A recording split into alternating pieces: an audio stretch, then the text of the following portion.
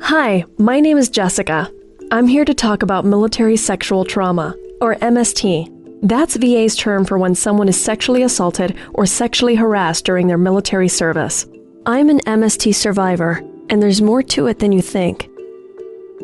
People think of sexual assault as being violent, and it can be. But MST also includes very serious acts, such as being pressured into sex or being threatened, and any situation where you couldn't give consent, like being drugged, intoxicated, asleep, or unconscious.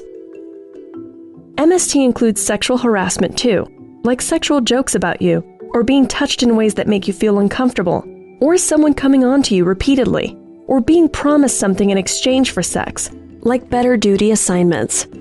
If any of these happen to you during military service, it's MST.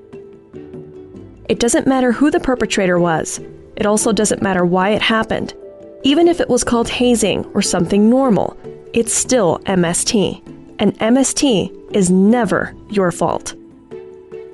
About 1 in 4 women who use VA care have experienced MST, but almost half of all veterans in VA care who experienced MST are men. In fact, veterans of all different ages, races, sexual orientations, and branches of service have experienced MST. However you feel, please remember you are not alone. It's normal to have strong reactions to MST. It's not always right away either. I met Tomas at the VA. He's an MST survivor like me, and it was years before he decided to talk to someone. I thought I could keep it buried and deal with it myself. I only realized much later that it was affecting me and my family. Everyone reacts differently. Maybe you get really angry, or always feel edgy or on guard. Maybe you can't sleep, or you struggle to get thoughts about MST out of your head. Maybe you can't do what you want to do because it seems unsafe, or you have to avoid reminders. You may feel ashamed, like you should have been able to stop it. Maybe you think it says something bad about you or changed you for the worse. MST can affect relationships too. My family was the main reason I got help. Maybe you're having more fights or just can't feel love, happiness, or trust like you used to. Maybe work or school are getting hard. Sometimes we drink or use drugs to escape or cope. Or take risks to get a natural high. If this sounds familiar, that's normal.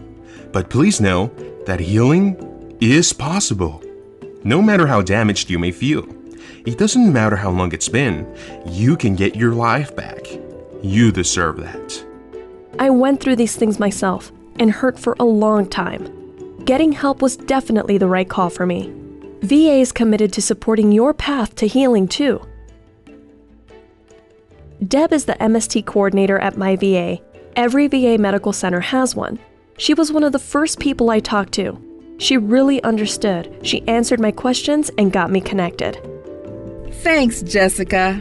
The first steps can be the hardest, but our job is to help veterans recovering from MST get the care they need.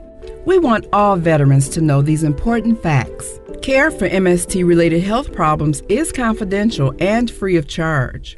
You don't need disability benefits or a VA disability rating in order to get care. No documentation of the MST experience is required, and you don't need to have reported the MST. It doesn't matter how long ago you experienced MST.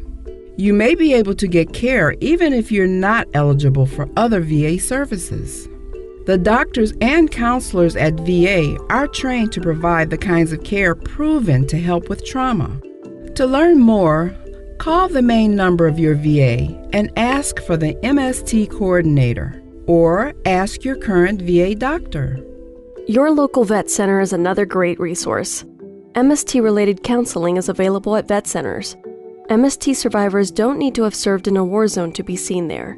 Also, visit VA's MST website, read about VA's services and veteran stories of recovery, and learn about getting help if you need it. You don't have to go through MST alone. VA is here to help.